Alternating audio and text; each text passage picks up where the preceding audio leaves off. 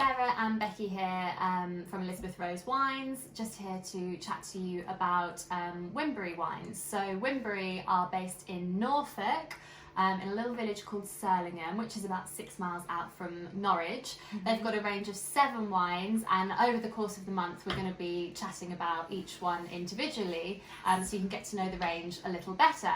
So we're going to start with the sparkling. A little bit of background about Winbirri. They are owned and run by Lee Dyer, who does pretty much everything. He doesn't do it all by himself, although it does appear as though he does. He has got a little team there as well, but he's involved in every step of the process, from the vineyard through the winemaking. When we rocked up the other day, he was printing labels to post things. Yeah, like, he really is involved in every single aspect of the business. So these are his little babies, these wines. So we're starting with the sparkling, like I said, which is the Winbirri Vintage Reserve. We're currently on the 2014 vintage. What you will notice about some of Winbirri's wines are that they are quite earlier vintages than maybe you're used to seeing. Not the still whites, but the sparkling and the reds definitely. He likes to let them bottle age a little before release, and his reds have quite a bit more time in oak than you might see from others. Woo! Felt my hair go like woo!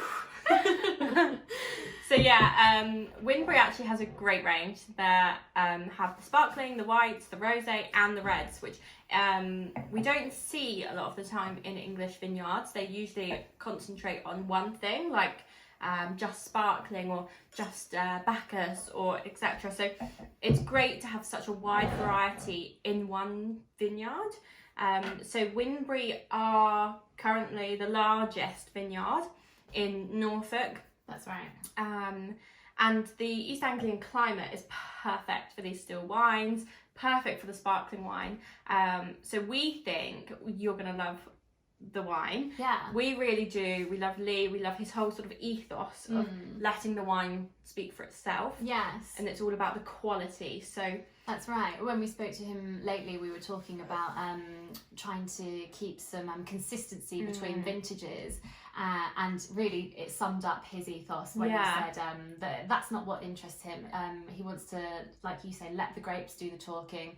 If every vintage is different because the grapes are different that year, then that's fine. He doesn't want to aim for consistency if that's going to hold him back onto something better. So I really love that. So let's have a little taste of this. Wow. Okay, it's got a lot of deep brioche flavours there. It's like aromas coming through. For people that haven't drunk a lot of English or English sparkling wine, it's very champagne-y. It's got more of a champagne smell than Prosecco. And this smells really rich and really deep. It does, And I guess, it's like 6 years old, so it's had a lot of aging. So lovely. I don't know how well you can see the colour in this light, but it's a lovely, beautiful, like pale, I don't know, almost it's quite golden though, isn't it? It's not...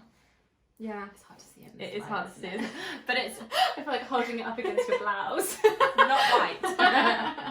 It's buttery, it's creamy. Really creamy.